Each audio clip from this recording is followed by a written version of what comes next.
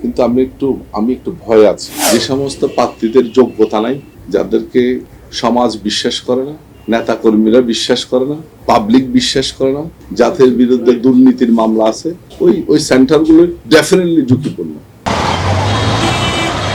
আমি চেষ্টা করব বোয়ালখালীর যে সম্ভাবনা, যে প্রতিভা, এটাকে কাজে লাগানোর জন্য আমি মাননীয় প্রধানমন্ত্রীকে বিনীতভাবে অনুরোধ করব বাজেটটা ব্যাপক করার জন্য। মানুষ তো সৃষ্টির সেরা জীব। অর্থ আল্লাহ কাকে দেয়? যে আল্লাহর কাছে চাইতে জানে, যে কর্মটক, যে কর্মকে ভালোবাসে। আর আল্লাহ কিন্তু কোনো অভিশপ্ত লোককে আল্লাহ অর্থ দেয় না।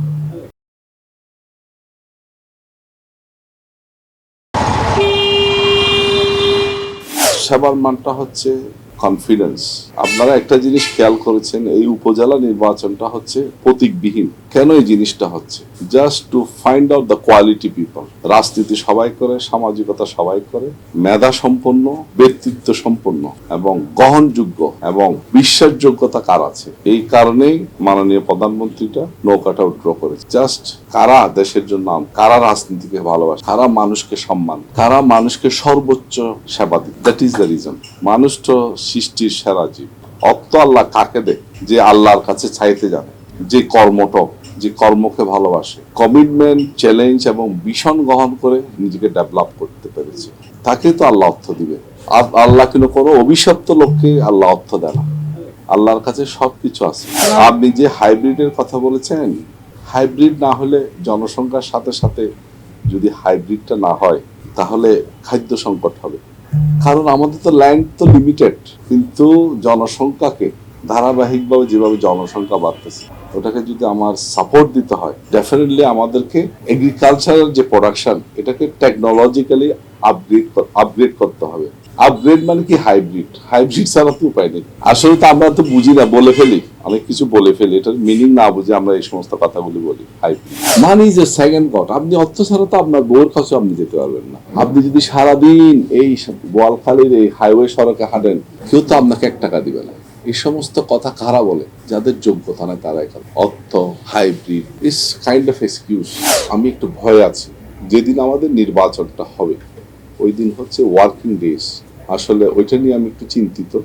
ইনশাআল্লাহ, যেহেতু ক্যান্ডিডেট বেশি, ভাইস চেয়ারম্যান পদপ্রার্থী 5 জন, মহিলা ভাইস চেয়ারম্যান পদপ্রার্থী 3 জন, চেয়ারম্যান পদের সাথে, আমি মনে করি যেহেতু নাম্বার অফ ক্যান্ডিডেট যেহেতু বেশি, আশা করছি পার্সেন্টেজটা বেশি হবে। আমি আশা করছি সবাইকে প্রপারলি মেসেজটা পৌঁছাতে হবে, ভোটের যে ইম্পর্টেন্সিটা কতটুকু, এবং দেশের স্বার্থে, দেশের উন্নয়নের স্বার্থে এবং স্মার্ট বোয়ালখালী করার স্বার্থে, অন্ধকারচ্ছন্ন বোয়ালখালীকে আলোকিত করার জন্য এই যে এই আগামী 29শে মে এই যে ভোটটা কতটুকু ইম্পর্টেন্ট, এই জিনিসটা মা বোনদেরকে নিয়ে প্রত্যেকের ঘরে ঘরে এই মেসেজটা, আত্মীয় স্বজনকে, দূর দূরান্ত যারা আছে, দেশে বিদেশে সবাইকে এই মেসেজটা পৌঁছে।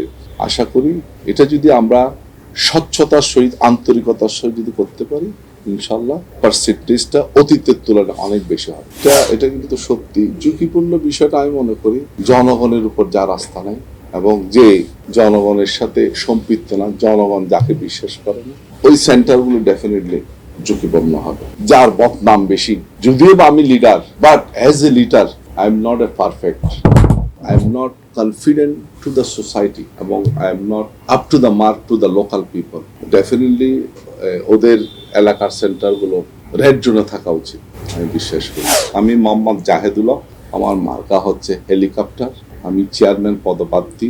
আগামী 29শে মে বোয়ালখালী উপজেলায় নির্বাচন হবে। এই নির্বাচনে আপনারা মা বোনদেরকে নিয়ে, যারা চট্টগ্রাম শহরের বাইরে আছেন, দেশের বাইরে, সবাইকে নিয়ে আপনারা আপনাদের মূল বক্তব্য আমাকে প্রদান করে এই অবহেলিত বোয়ালখালীকে আলোকিত করবেন এবং এই অবহেলিত বোয়ালখালীকে আধুনিক বোয়ালখালী করার জন্য সহযোগিতা করবেন।